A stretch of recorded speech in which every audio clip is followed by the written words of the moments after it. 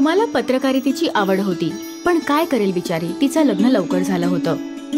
पण लग्न झाल्यानंतर सुद्धा एखादी आवड विसरता येत नाही. मग रोमा तरी काय विसरेल? रोमा हॉलमध्ये उभी राहून ओरडत होती, देशाची वाट लावली आहे, हे चालणार नाही. प्रत्येक नागरिक मतदान करतो, त्यांना जाणून घेण्याचा हक्क आहे, माहितीचा अधिकार. घाबरून तिची सासू हॉलमध्ये येते.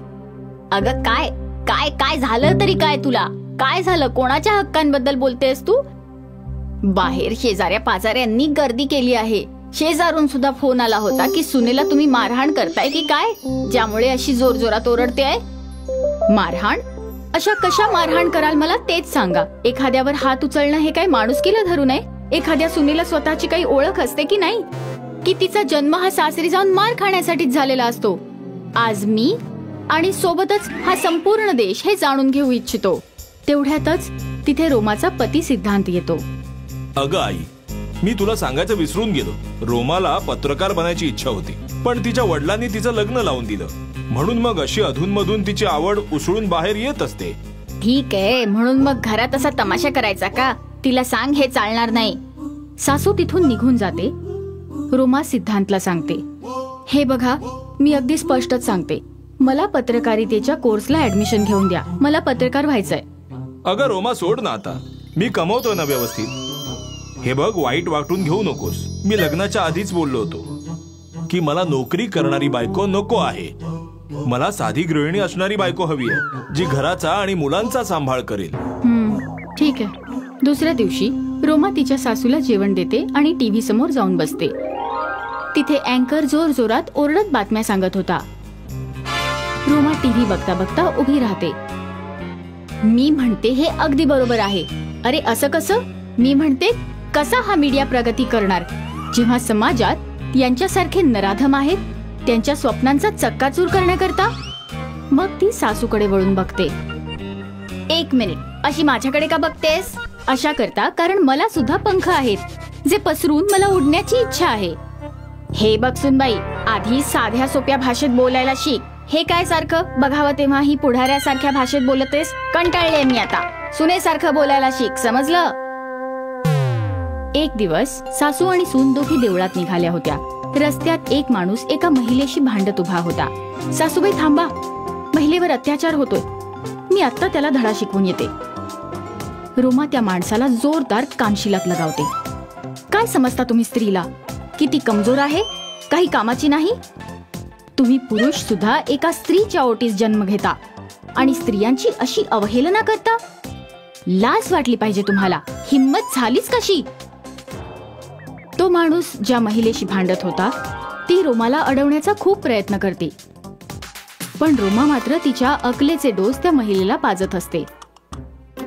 शेवटी जेव्हा रोमा थांबायचं नाव घेत नाही आणि आजूबाजूला लोकांची गर्दी जमू लागते, तेव्हा ती महिला रोमाच्या जोरात कानशिलात मारते.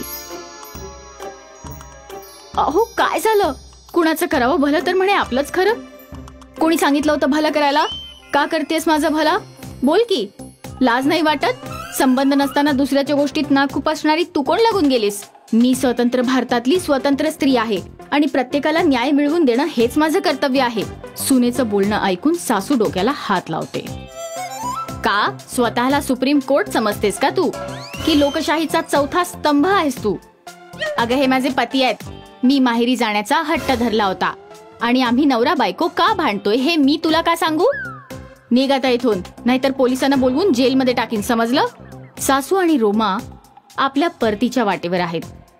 आता काय सांगावं सासूबाई, कोणाच्या भल्याचा विचार करणं चूकच आहे. भलाईचाच जमाना आहे, पण तुझ्यासारख्या वेडसर लोकांकरता नाही. भल्याच्या नावाखाली तू ही जी काय नाटकं करतेस ना, ते बरोबर नाहीये सुनबाई. मी कंटाळले आहे तुझ्या अशा वागण्याने. आता रोमा रोजच पत्रकारितेच्या नावाखाली नाटक करायला सुरुवात करते.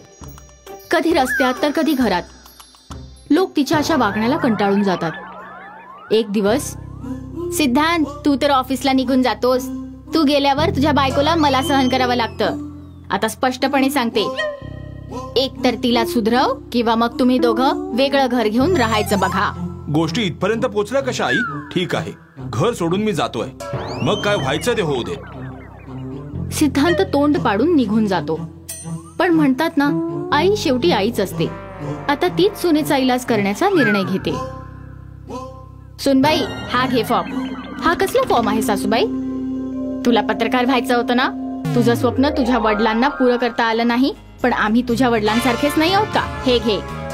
उद्यापासून क्लास सुरू होणार आहे. सकाळी 6 वाजता उठून बाहेरून बस पकड आणि क्लासला जा. आणि हो, घराची काळजी करू नकोस, ते मी सांभाळून घेईन. अरे वा सासूबाई, तुम्ही तर ते करून दाखवलं आहे जे युगायुगात कुणाला जमलं नाही. तुम्ही महान आहात. मी तर म्हणते की इतिहासात तुमचं नाव सुवर्णाक्षरांनी लिहिलं जाईल. एक सासू आपल्या सुनेला सपोर्ट करते. हो, पुरे झालं आता. तू आता निघण्याच्या तयारीला लाग. आता काय, 10 वाजेपर्यंत झोपून राहणाऱ्या रोमाला 6 वाजता तयार होऊन बस पकडायला जावं लागे. जी सासूच्या हातचं गरमागरम जेवत होती, तिला आता डब्यातलं थंडगार अन्न खावं लागत होतं. पण तरीही रोमा हे सगळं सहन करत होती. हद्द तर तेव्हा झाली जेव्हा एक दिवस रोमा रडत रडत घरी आली. मला नाही व्हायचं पत्रकार, मला नाही करायचंय कोणता कोर्स.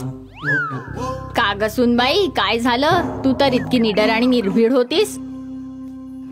मी काय होते आणि काय नव्हते ते मला माहित नाही सासूबाई. आज तर त्यांनी मला दंगलग्रस्त भागात पाठवून दिलं. तिथे रिपोर्टिंग करत असताना मला 2 लाठ्या सुद्धा खाव्या लागल्या. खूप दुखतंय सासूबाई. असं कसं बोलतेस तू? तू देशाची युवा शक्ती आहेस आणि आज देशाला तुझ्यासारख्या तरुणांची गरज आहे. देश बदलण्याचं तुझं ते स्वप्न होतं, ते 2 रट्टे खाऊन भंग कसं होऊ शकतं? नाही बदलायचा देश मला, हे माझं काम नाही. मी घरात बसून मोठमोठ्या बाता मारू शकते, बाकी माझ्याकडून आता काही होणार नाही. मला नाही बनायचं पत्रकार वगैरे.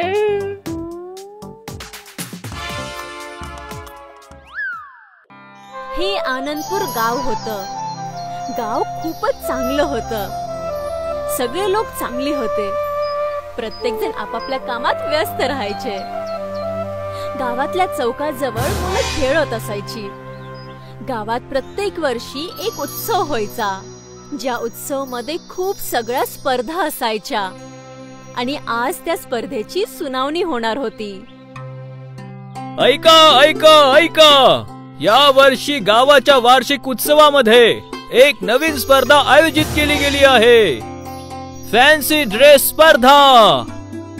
जो जिंकेल त्याला चीफ गेस्टच्या हातातून पुरस्कार मिळेल.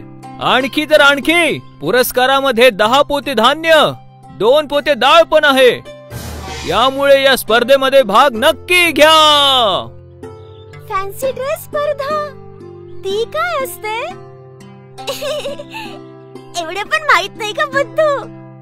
ही ती स्पर्धा असती ज्यामध्ये आपल्याला वेगवेगळे ड्रेस घालायचे असतात. मी ते राजकुमारीचा ड्रेस घालणार. मी पण. आणि तो मीना, तिला काय विचारतेस? तिच्याकडे तर चांगले कपडे पण नाहीयेत. ती काय स्पर्धेमध्ये भाग घेणार? हा. मीनाने तिचे फाटलेले कपडे बघितले आणि तिला खूप लाज वाटली. आणि तेवढ्यात मीनाने बक्षिसाबद्दल विचार केला. जर मी ही स्पर्धा जिंकली तर माझ्या घरामध्ये खूप महिन्यांसाठीचं राशन येईल. पण माझ्याकडे तर कोणता चांगला ड्रेसच नाहीये. मी आईला विचारते. मीना पळत पळत घरी गेली. तिची आई अनुराधा एक विधवा होती. अनुराधाला शिलाईचं काम येत होतं.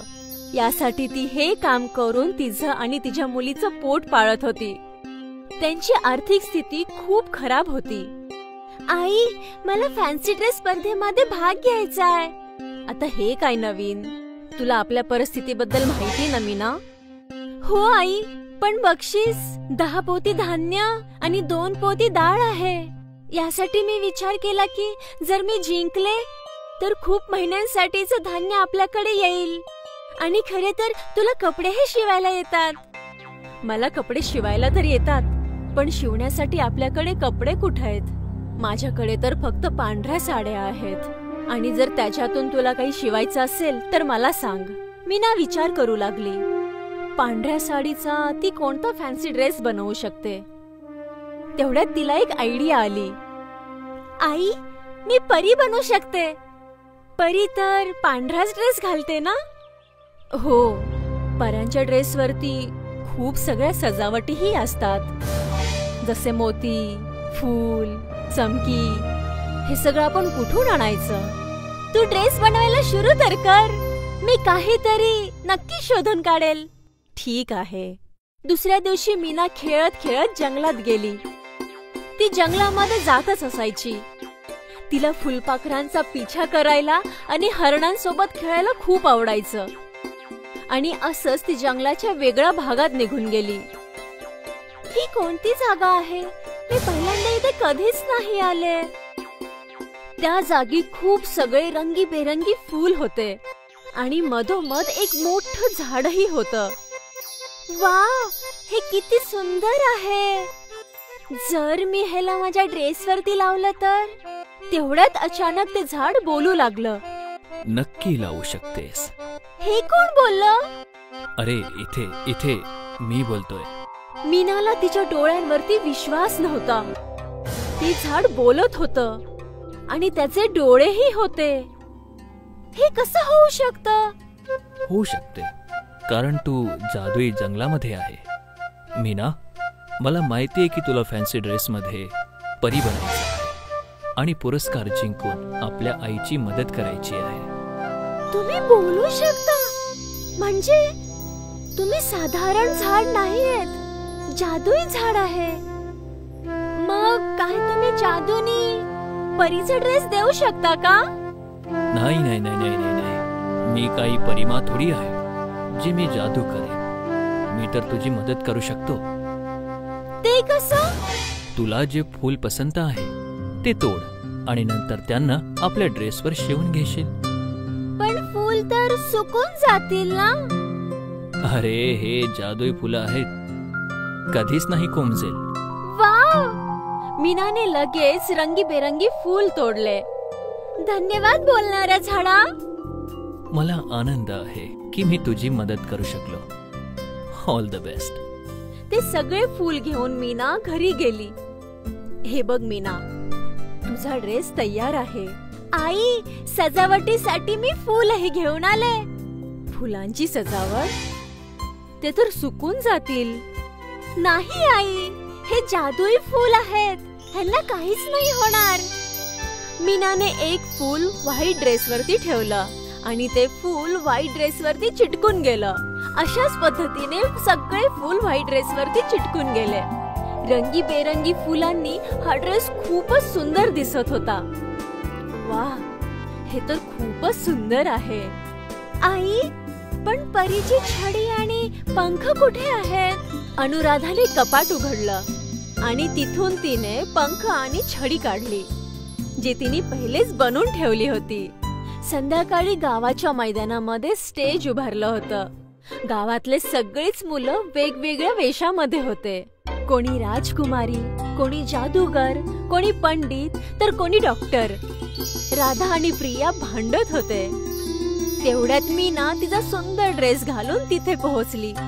तिला बघता सगळेजण आश्चर्यचकित झाले. स्पर्धा चालू झाली. सगळी मुलं स्टेजवरती येऊन चालू लागली आणि जजेस त्यांना नंबर देऊ लागली. त्यांनी मीनाला धक्का देऊन पाडायचा प्रयत्न केला. ती पडणारच होती. तेवढ्यात अचानक ती हवेमध्ये अडकली आणि सगळ्यांच्या समोर असली परी आली.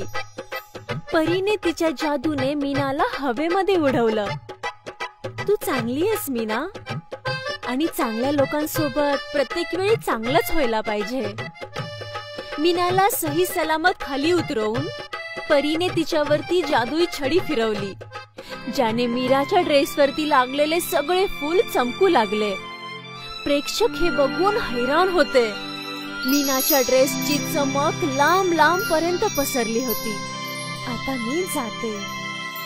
परी जादू करून निघून गेली आणि नंतर जजेसने मीनाला फर्स्ट प्राइज दिलं आणि सोबतच सगळं बक्षीसही. मीना गरीब असूनही फॅन्सी ड्रेस स्पर्धा जिंकली होती आणि सोबतच तिने तिच्या आईची मदतही केली.